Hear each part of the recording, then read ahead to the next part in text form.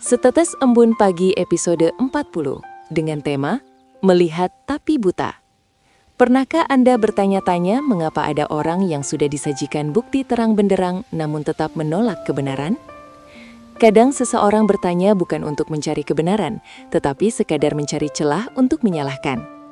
Berdasarkan catatan sejarah suci masa lalu, hal ini sering terjadi pada para pemuka agama yang memiliki kekuasaan besar, seperti dalam kisah Lukas 22, 66 hingga 70. Ketika sebuah kebenaran ilahi hadir di hadapan mereka, mata mereka terbuka melihat mujizat, namun hati mereka tertutup rapat oleh ego dan kebanggaan diri yang berlebihan.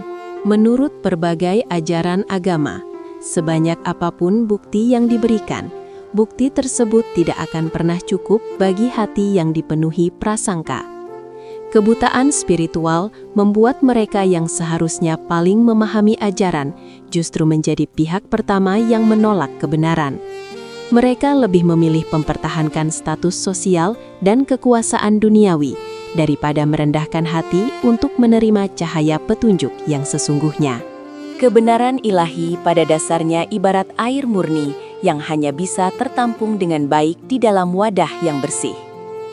Hati yang tulus mencari, tanpa pamrih, dan bersedia melepaskan keangkuhan adalah satu-satunya syarat mutlak untuk menerima kebijaksanaan suci.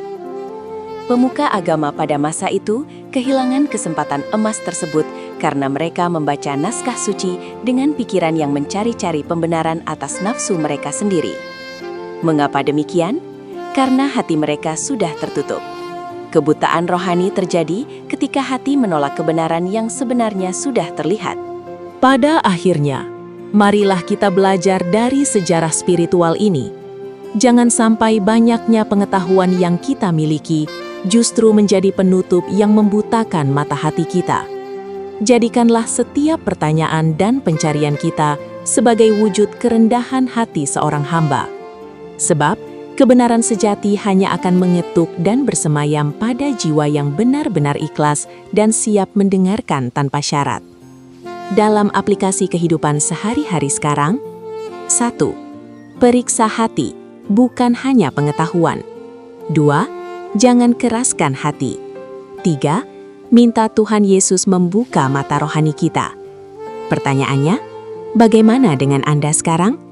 Tuhan Yesus memberkati.